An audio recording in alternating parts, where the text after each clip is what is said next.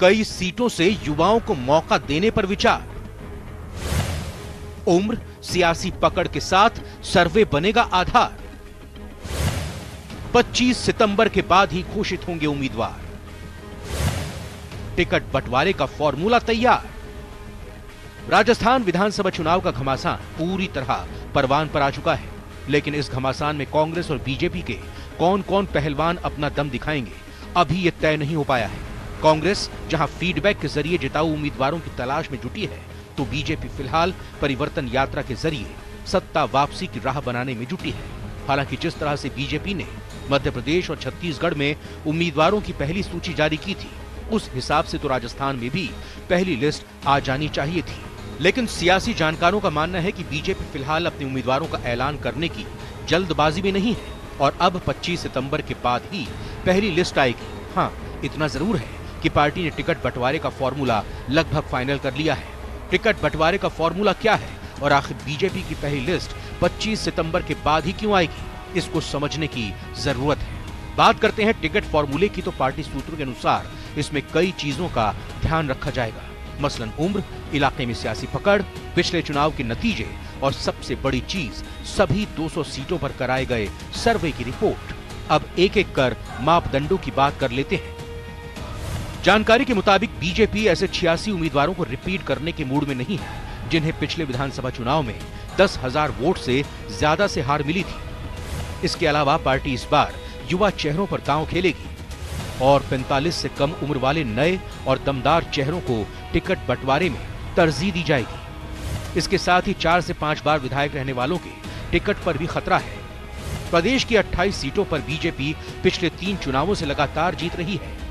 ऐसी सीटों पर कम सक्रिय विधायकों के टिकट कट सकते हैं। साथ ही जिन 19 सीटों पर पार्टी लगातार 3 बार से हार रही है, उन सीटों में से 5 से 6 सीटों पर सांसदों को उतारा जा सकता है।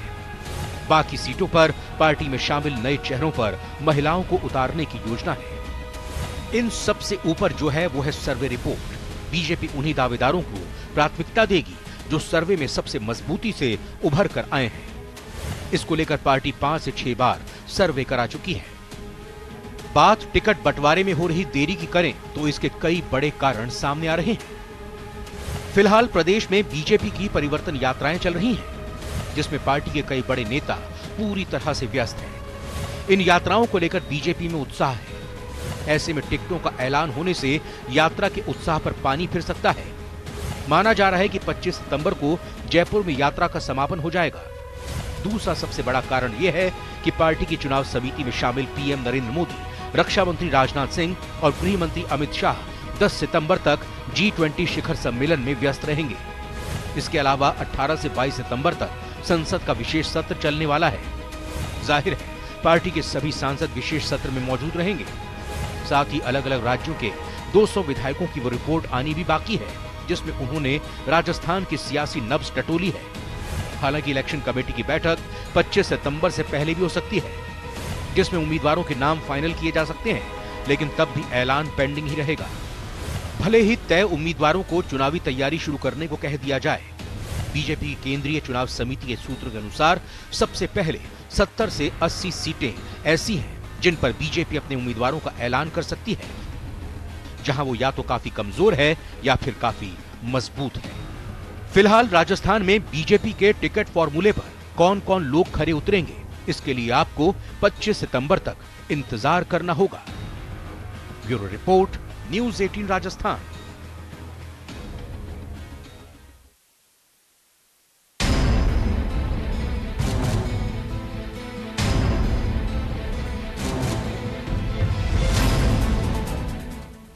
भीषण हुआ राजस्थान का रण। 5 सितंबर से परिवर्तन यात्रा का चौथा चरण। हनुमानगढ़ के गोगा मेड़ी से कांग्रेस को ललकार। केंद्रीय मंत्री नितिन गडकरी भरेंगे हुंकार।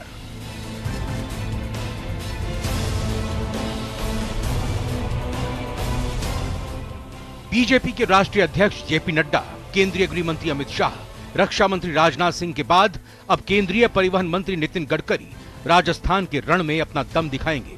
जी हां, गडकरी 5 सितंबर से शुरू हो रही बीजेपी की चौथी परिवर्तन यात्रा को हरी झंडी दिखाएंगे। बीकानेर संभाग में निकाले जाने वाली परिवर्तन यात्रा का आगाज हनुमानगढ़ जिले के गोगामेडी की पावन धरा से होगा। मिली जानकारी के मुताबिक 5 सितंबर को केंद्रीय परिवहन मंत्री नितिन गडकरी, पूर्व मुख्यमंत्री वसुंधरा राजे और बीजेपी प्रदेश अध्यक्ष सीपी जोशी परिवर्तन यात्रा को हरी झंडी दिखाकर रवाना करेंगे। संवाददाता से मिली जानकारी के मुताबिक 18 दिनों तक चलने वाली यह यात्रा 50 विधानसभा क्षेत्रों को कवर करेगी। 2128 किलोमीटर चलने वाली इस यात्रा के मार्ग में बीकानेर, चूरू, श्रीगंगानगर, हनुमानगढ़, सीकर और अलवर जिलों की विधानसभा सीटें आएंगी। लोक देवता गोगा जी को उत्तरी राजस्थान में भगवान के रूप में पूजा जाता है, इसलिए यहाँ राजपूत, जाट, किसान, पंजाबी, दलित सभी वर्ग के लोग बड़ी तादाद में पहुंचते हैं। दरअसल चुनावों से पहले बीजेपी अपने प्रचार के लिए यात्राओं को जनमत जुटाने का एक प्रभावी उपकरण मानती है। 2002 में जब वसुंधरा राजे राजस्थान बीजेपी के अध्यक्ष बनकर आईं, तब उन्होंने परिवर्तन यात्रा के जरिए ही बीजेपी के पक्ष में जबरदस्त माहौल बनाया था, जिसके फलस्वरूप 2003 के चुनावों में बीजेपी को पहली बार 120 सीटों के साथ बहुमत मिला था और वसुंधरा राजे की सरकार बनी थी। लेकिन 2008 के विधानसभा चुनाव में बीजेपी दोबारा सत्ता में नहीं लौटी। हालांकि कांग्रेस को भी स्पष्ट बहुमत नहीं मिला। 2008 के विधानसभा चुनाव में कांग्रेस बहुमत से 4 सीटें पीछे रह गई। अस्थिरता को रोकने के लिए कांग्रेस ने अशोक गहलोत पर भरोसा किया और उन्होंने जरूरी समर्थन प्राप्त कर दूसरी बार मुख्यमंत्री पद की शपथ ली। कुल 200 सीटों में से कांग्रेस ने 96 सीटें जीती थी, जबकि भाजपा 78 सीटें जीतने में सफल रही। 2013 के विधानसभा चुनाव में बीजेपी ने एक बार फिर वसुंधरा राजे पर भरोसा किया और उन्होंने जनमत जुटाने के लिए जन यात्रा पर विश्वास जताया। बीजेपी ने इस बार सुराज संकल्प यात्रा निकाली। इस यात्रा ने बीजेपी को बम्पर परिणाम दिए। बीजेपी को 200 में से 163 स्थानों पर विजय मिली और प्रचंड बहुमत के साथ उसकी सत्ता में वापसी हुई। 2018 के विधानसभा चुनाव में भी बीजेपी ने वसुंधरा राजे के नेतृत्व में जनता को फिर से अपनी ओर करने के लिए यात्रा निकाली। लोगों का मैं